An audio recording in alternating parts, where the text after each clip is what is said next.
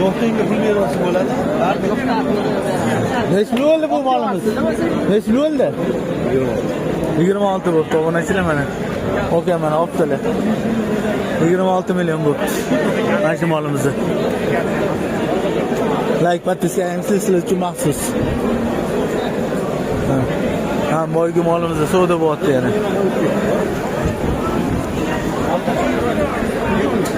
Mana 400 ming foyda berdilar, bermayaptilar. 400 ming foydaga. Boqaman deb oluvdilar. Boquvchi dehqon kelib qoldi, bermayaptilar 400 ming foydasiga. Mana. Necha bo'ldi bu tarozga? 60 yarim bo'ldi tarozga, obunachilar. Mana.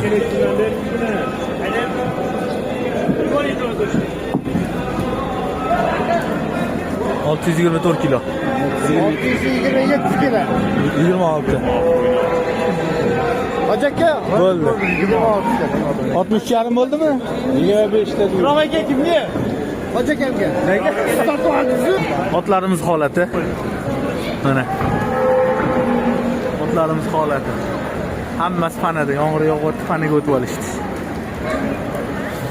Yani yo'l ot ko'p mana, kevrasizlar. Ot, mashinalarda ham bor ekan otlar. Ot ko'p. Erta payshanba mol bozor ketamiz. Kevranglar, qadrli mol bozorda. Ishlayapti, kevrasizlar. Mana bunaqasiga ko'rib qoldim, qaranglar. Oqsiga. Tumshuqi bilan quloq bor faqat. Mana. Nima zot yozinglar. Nima zot bu? Nima sansan dedi. Lekin nima zotligini bilmadim, menga yoqdi. Oppoqqina mana. Qulog'i tumshuq bor ekan. Qo'ylarni mana shunaqa zotni buchurski deydi. Mollarnikini bilmadim lekin. Lekin zo'r ekan. Qanchalik yozinglar, nima zot bu? Qisir qolgan shekilli yemlab borgan. Chiroyli mol ekan. Like aytamiz, sizlar uchun maxsus.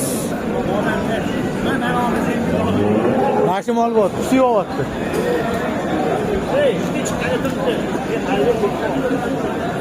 Tarozga ot.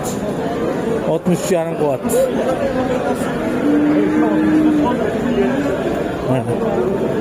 Tarozga ketdi mana. 62 yarim mingdan bo'pti savdosi, 62 yarim mingdan tarozga. Mana ketdi. Kiring, mamga turib oling. 525 kilo.